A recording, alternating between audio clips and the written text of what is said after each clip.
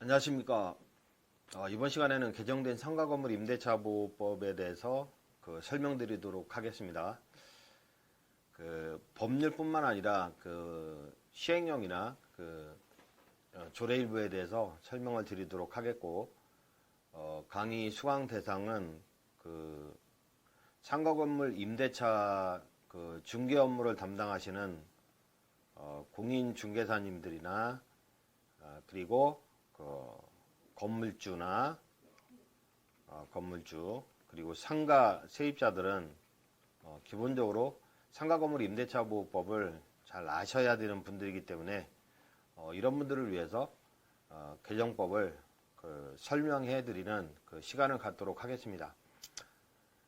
상세한 내용으로 설명을 드릴 거기 때문에 일단은 법령 위주로 해설을 해 드리고, 그 다음에 법령을 적용한 사례, 사례 설명을 이어나가도록 하겠습니다.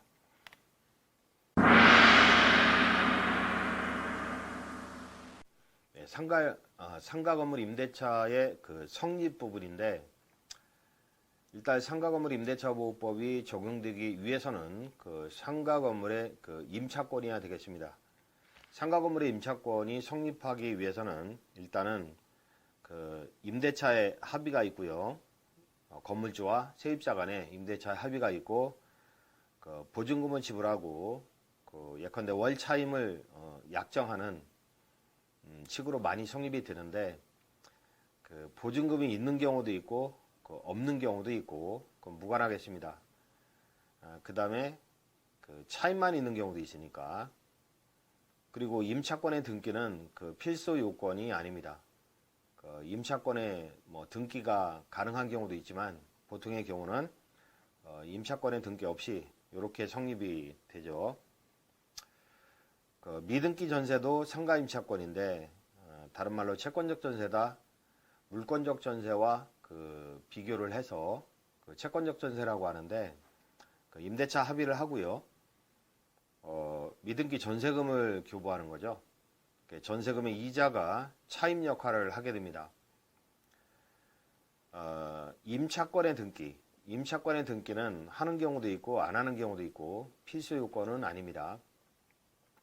우리가 전세권 이렇게 얘기한다면 요거는 물권인 관계로 전세권의 등기를 요하겠죠. 그러나 채권적 전세는 보통 우리가 시장에서 많이 합의를 하는 채권적 전세는 전세권의 등기를 하지 않는 그러한 전세를 의미합니다. 그리고 등기가 가능한 경우도 있는데, 이런 임차권은 반대 역정이 없으면 민법상 임차권 등기 청구가 가능하겠죠. 또는 임차권 등기 명령, 뒤에서 설명하는 임차권 등기 명령에 의한 등기가 가능한 경우도 있겠습니다.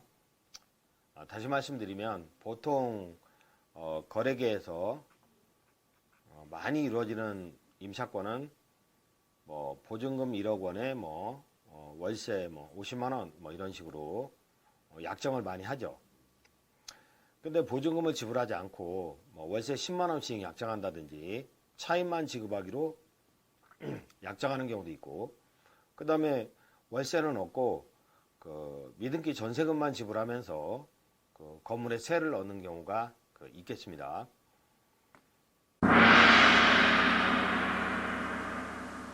자, 두 번째 논점으로 적용 범위인데, 아무 임차권이나 적용되는 것이 아니라 적용되는 임차권이 있다는 거죠. 일단 내용을 보시면 주된 부분이 영업용인 건물의 임차권, 미용실이 있는데 딸린 방에서 주거용으로 기거하고 있다 할 때 주된 부분이 영업용이겠죠. 상가 건물 임대차 보호법이 적용될 수 있다는 거. 그리고 건물의 전부 임대차뿐만 아니라 건물의 일부 임대차에도 적용이 된다는 거죠. 그러나 일시 임대차에는 적용이 안 됩니다. 일시 임대차, 땡 처리하는 가게들, 보통 현수막 걸어놓고 일시적으로 빌리는 경우가 있는데 일시 임대차에는 적용이 안 된다.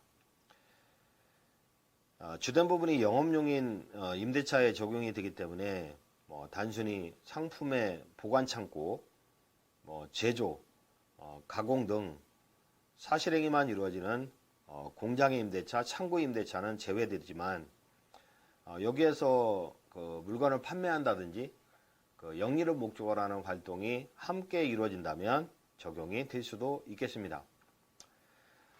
그 다음에 사업자 등록의 대상이 되는 건물의 임대차에 적용이 되는데 동창회 사무실 목적의 건물 임대차, 종교단체 사무실과 같은 비영리단체의 건물 임대차에는 사업자 등록의 대상이 되지 않으므로 상가건물 임대차 보호법의 적용을 받을 수 없겠습니다.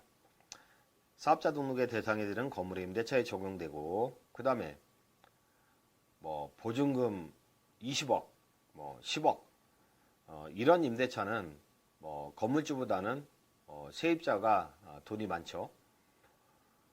원래 상가건물 임대차 보호법은 그 영세 상인의 그 임차권을 보호하기 위해서 태어났기 때문에 보증금에 제한이 있습니다. 지금은 그 보증금이 좀 많이 세졌는데 환산보증금 9억을 초과하지 않는 임대차에 적용이 된다.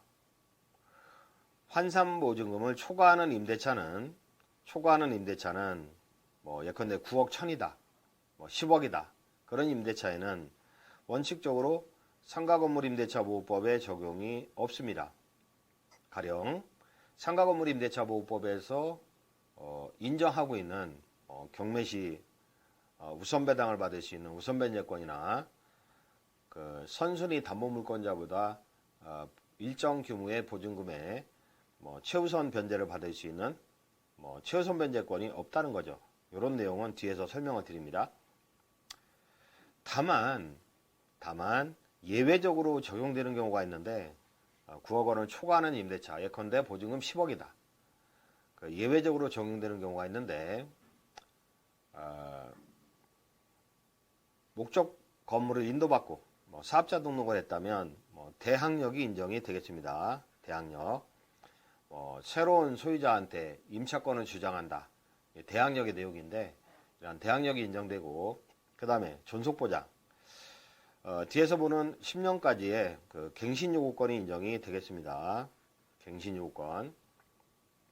다만 연단위로 5% 차임 증액 제한 규정이 있는데 이런 것들은 적용이 안 되겠습니다.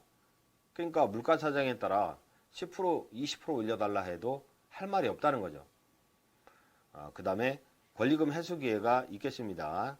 많은 그 시설 권리금을 시설비를 투자한다, 또는 처음에 들어갈 때 권리금 주고 들어갔다 할 때 권리금 회수 기회는 있겠습니다.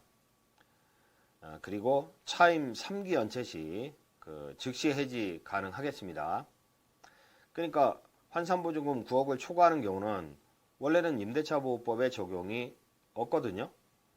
그러나 예외적으로 새로운 수요자한테 대항한다든지 10년의 갱신 요구권이 있다든지 존속보장의 측면에서 이런 것들은 인정이 된다는 거죠.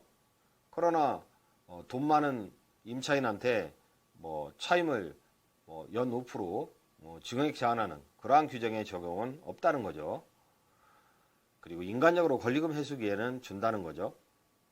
그리고 차임 연체 시 3기 연체 시 즉시 해지 가능하다는 거, 이런 규정은 적용이 된다. 반복해서 익혀둬야 되는 부분이고요.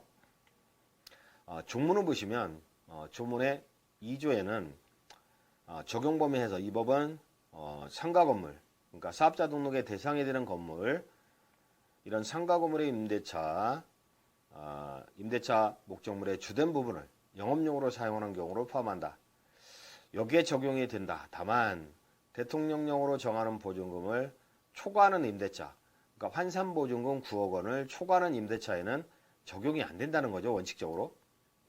이 항은 1항 단서에 따른 보증금액을 정할 때는 해당 지역의 경제여건, 임대차 목적물의 규모 등을 고려하여 지역별로 구분하여 규정하되 보증금에 차임이 있는 경우에는 차임액에 은행법에 따른 은행의 대출금리 등을 고려하여 대통령령으로 정하는 비율을 곱하여 환산한 금액을 포함해야 한다.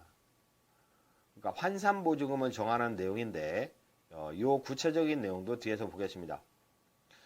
그리고 1항 단서에도 불구하고 대항력에 관한 규정, 그 다음에 계약갱신 요구할 수 있다는 규정, 1항은 임대는 임차인이 임대차 기간 만료 전 6개월에서 1개월 사이에 계약갱신을 요구할 경우 정당한 사유 없이 거절하지 못한다. 계약갱신 요구에 대한 내용이죠. 다만 다음 각 호의 어느 하나에 해당할 경우에는 그러하지 아니하다. 요건은 임차인의 계약갱신 요건은 최초 임대차 기간을 포함한 전체 임대차 기간이 10년을 초과하지 않는 범위 내에서 행사할 수 있다. 사망 본문은 갱신되는 임대차는 전에 임대차와 동일한 조건으로 다시 계약된 거로 보지만 다만 차임과 보증금은 11조에 따른 범위에서 증감할 수 요 조문이 적용이 없어요. 요거. 그래서 5% 증액 제한에 적용이 없어요. 10조 2 계약갱신 특례. 그러니까 차임과 보증금은 11조 범위에 따른 범위 내에서 요 범위 내에 따라서 증감할 수 있다는 규정에 적용은 없어요.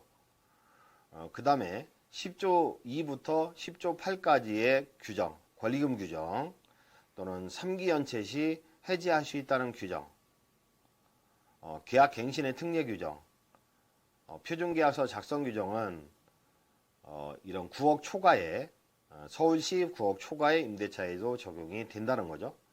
그 지역에 따라 요 금액은 차이가 있는데 그건 뒤에서 볼 겁니다.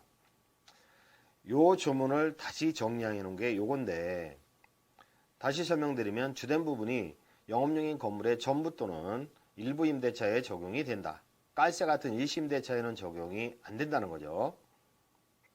영업용이 아닌 목적의 임대차에는 적용이 안 된다는 거죠.